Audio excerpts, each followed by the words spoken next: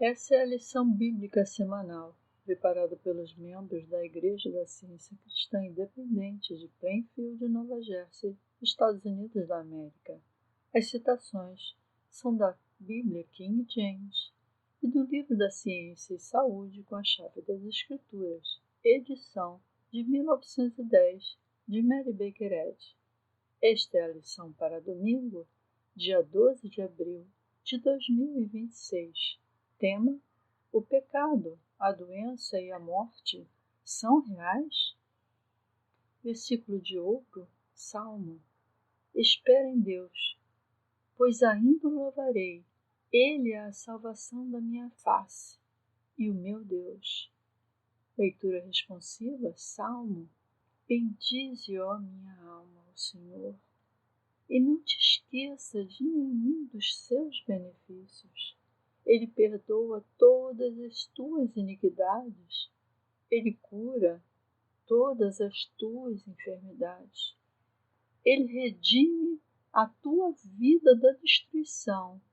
Ele te coroa com amor e misericórdia.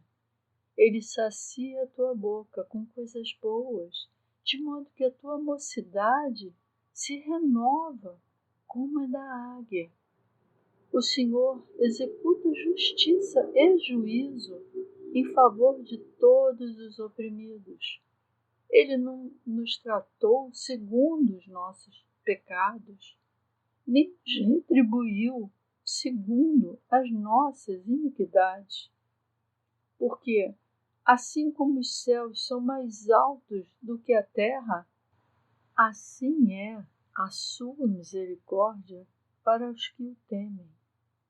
A misericórdia do Senhor é de eternidade a eternidade sobre aqueles que o temem, e a sua justiça sobre os filhos dos filhos, sobre aqueles que guardam a sua aliança e aqueles que se lembram dos seus mandamentos para os cumprirem. A Bíblia, Êxodo, eu sou o Senhor que te cura.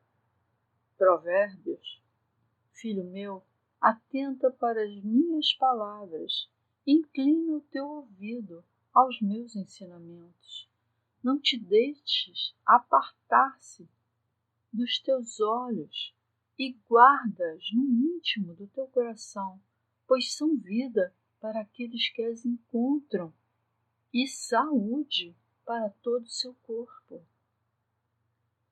Não te esqueça da minha lei, mas guarda no teu coração os meus mandamentos, pois eles te acrescentarão longos dias, vida longa e paz. Que a misericórdia e a verdade jamais te abandonem. Ata-as no redor do teu pescoço, escreve-as na tábua do teu coração. Assim encontrarás graça e bom entendimento aos olhos de Deus e dos homens. Confia no Senhor de todo o teu coração e não se apoie no seu próprio entendimento. Em todos os teus caminhos reconhece-o, e ele endireitará as tuas veredas. Não seja sábio aos seus próprios olhos. Tema ao Senhor e afaste-se do mal. Isso será saúde para o teu umbigo e medula para os teus ossos. Lucas. E Jesus, cheio do Espírito Santo, voltou do Jordão. E o servo de certo centurião, que lhe era muito querido, estava doente e à beira da morte. E tendo ouvido falar de Jesus, enviou-lhes os anciões dos judeus, rogando-lhe que viesse curar o seu servo. E chegando junto de Jesus, suplicaram-lhe com instância, dizendo: ele é digno de que lhe façais isso, pois ele ama a nossa nação e construiu para nós uma sinagoga. Então Jesus foi com eles, e quando já estava perto da casa, o centurião enviou-lhe amigos, dizendo: Senhor, não te incomodes, porque eu não sou digno de que tu entres debaixo do meu telhado. Por isso, não me julgueis digno de ir ter contigo, mas diz uma só palavra, e o meu servo será curado. Pois eu também sou homem sujeito à autoridade, tendo soldados sob meu comando, e digo a um vai, e ele vai, e a outro vem, e ele vem, e ao meu servo faz isso, e ele faz. Ao ouvir isso, Jesus admirou-se dele. Voltou-se e disse à multidão que o seguia: digo-lhes que nem mesmo em Israel encontrei tamanha fé. E os que tinham sido enviados, voltando para casa, encontraram o servo que estivera doente, curado. No dia seguinte, Jesus entrou numa cidade chamada Naim, e muitos dos seus discípulos e muitas pessoas o acompanharam.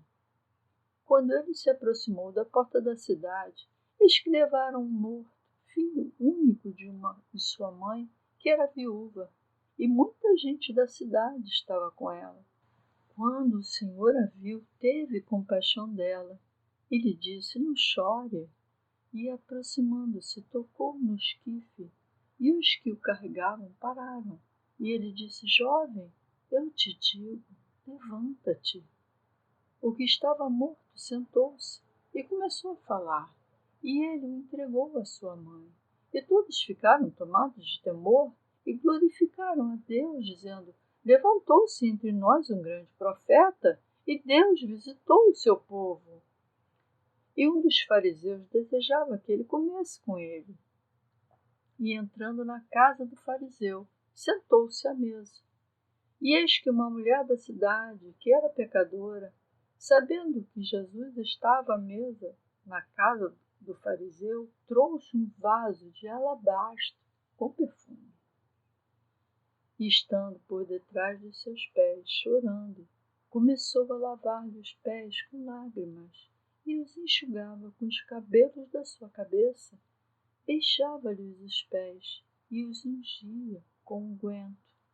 Quando o fariseu que o havia convidado viu isso, disse consigo mesmo: este homem fosse profeta, saberia quem é essa mulher que o está tocando e que tipo de mulher ela é, pois é uma pecadora. E Jesus respondendo disse-lhe: Simão, tenho algo a dizer-lhe. E ele disse: mestre, dize-me. Havia um certo credor que tinha 2 devedores.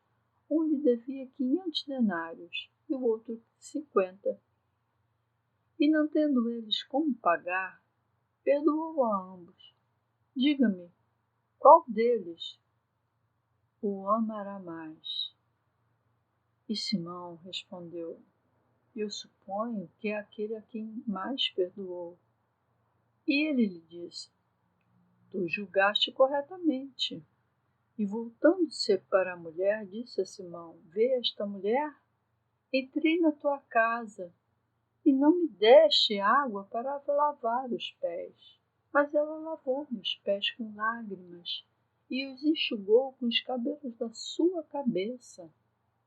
Tu não me beijaste, mas esta mulher, desde que entrou, não parou de beijar meus pés. Tu não ungiste a minha cabeça com óleo, mas esta mulher ungiu os meus pés com perfume. Portanto, eu te digo, os seus muitos pecados lhe foram perdoados, porque ela muito amou, mas aquele a quem pouco perdoa, pouco ama. E ele lhe disse: os teus pecados estão perdoados. E os que estavam à mesa com ele começaram a dizer entre si: quem é este que também perdoa pecados? E ele disse à mulher: a tua fé te salvou, vai em paz. Salmo. Que Deus tenha misericórdia de nós e nos abençoe, e faça resplandecer o seu rosto sobre nós, para que o teu caminho seja conhecido na terra, e a tua salvação entre todas as nações. Lerei agora as passagens correlatadas com o livro Texto de Ciência e Saúde com a Chave das Escrituras de Mary Baker Eddy, edição de 1910. Toda a realidade está em Deus e em sua criação harmoniosa e eterna. Aquilo que Ele cria é bom, e Ele faz tudo que foi criado. Portanto, a única realidade do pecado, da doença ou da morte é o terrível fato de que as irrealidades parecem reais, a errônea crença humana, até que Deus revele a verdadeira natureza. Elas não são verdadeiras, porque não são de Deus. Aprendemos na ciência cristã que toda desarmonia da mente ou do corpo mortal é ilusão, não possuindo realidade nem identidade, embora pareça real e idêntica. A ciência cristã revela Deus não como autor do pecado, da doença e da morte, mas como princípio divino, ser supremo, mente, isento de todo mal. Ensina que a matéria é a falsidade, não o fato da existência, que os nervos, o cérebro, o estômago, os pulmões e assim por diante, enquanto matéria, não possuem inteligência, vida nem sensação. A saúde não é uma condição da matéria, mas da mente, e os sentidos materiais não podem fornecer um testemunho confiável sobre o assunto de saúde. A ciência da cura mental demonstra ser impossível que qualquer coisa além da mente testemunhe com veracidade ou revele o verdadeiro estado do homem. Portanto, o princípio divino da ciência, invertendo o testemunho dos sentidos físicos, revela o homem como harmoniosamente existente na verdade, que é a única base da saúde. E assim a ciência nega todas as doenças, cura os enfermos, derruba as falsas evidências e refuta a lógica materialista. A oração que reforma o pecador e cura o enfermo é uma fé absoluta de que todas as coisas são possíveis para Deus, uma compreensão espiritual dele, um amor altruísta. Assim, como grande exemplo, o curador deve falar com a doença como alguém que tem autoridade sobre ela, deixando que a alma domine as falsas evidências dos sentidos corpóreos e afirme seus direitos sobre a mortalidade e a doença. O mesmo princípio cura tanto o pecado quanto a enfermidade. Quando a ciência divina superar a fé na mente carnal e a fé em Deus destruir toda a fé no pecado e nos métodos materiais de cura, então o pecado, a doença e a morte desaparecerão. A cura física da ciência cristã resulta agora, como na época de Jesus, da operação do princípio divino, diante do qual o pecado e a doença perdem sua realidade na consciência humana e desaparecem tão natural e necessariamente quanto as trevas dão lugar à luz e o pecado à reforma. Agora, como então, estas obras poderosas não são sobrenaturais, mas supremamente naturais. Elas são o sinal de Emmanuel, ou Deus conosco, uma influência divina sempre presente na consciência humana e que se repete, vindo agora como foi prometido anteriormente, pregar a liberdade dos cativos, dos sentidos, e a restauração da vista aos cegos, para pôr em liberdade os oprimidos. O mesmo poder que cura o pecado também cura a doença. Esta é a beleza da santidade. Quando a verdade cura o enfermo, expulsa o mal, e quando a verdade expulsa o mal, chamado doença, cura o enfermo. Já foi dito, e com razão, que o cristianismo deve ser ciência, e a ciência deve ser cristianismo. Caso contrário, um ou o outro é falso e inútil, mas nenhum dos dois é insignificante ou falso, e ambos são semelhantes na demonstração. Isso prova que um é idêntico ao outro. O cristianismo, como Jesus o ensinou, não era um credo, nem um sistema de cerimônias, nem um dom especial de um Jeová ritualístico, mas era a demonstração do amor divino, expulsando o erro e curando os enfermos, não meramente em nome do Cristo ou da verdade, mas na demonstração da verdade, como deve ser o caso nos ciclos da luz divina. Jesus contemplou na ciência o homem perfeito, que lhe apareceu onde o homem mortal pecador aparece aos mortais. Nesse homem perfeito, o Salvador viu a própria semelhança de Deus, e essa visão correta do homem curou os enfermos. Assim Jesus ensinou que o reino de Deus é intacto, universal, e que o homem é puro e santo.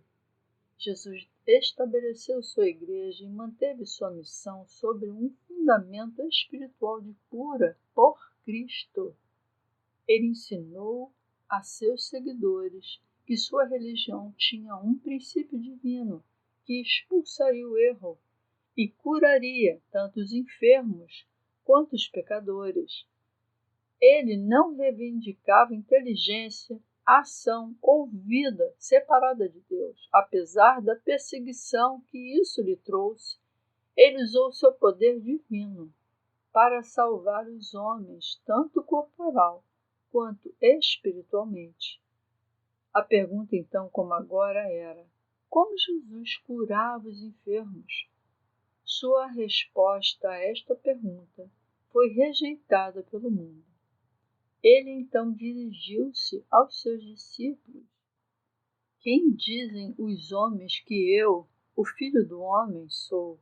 Ou seja, quem ou o que é identificado como a expulsão do mal e a cura dos enfermos. A vida, a verdade e o amor divino, e não uma personalidade humana, eram os curadores dos enfermos e uma rocha, um alicerce firme no reino da harmonia.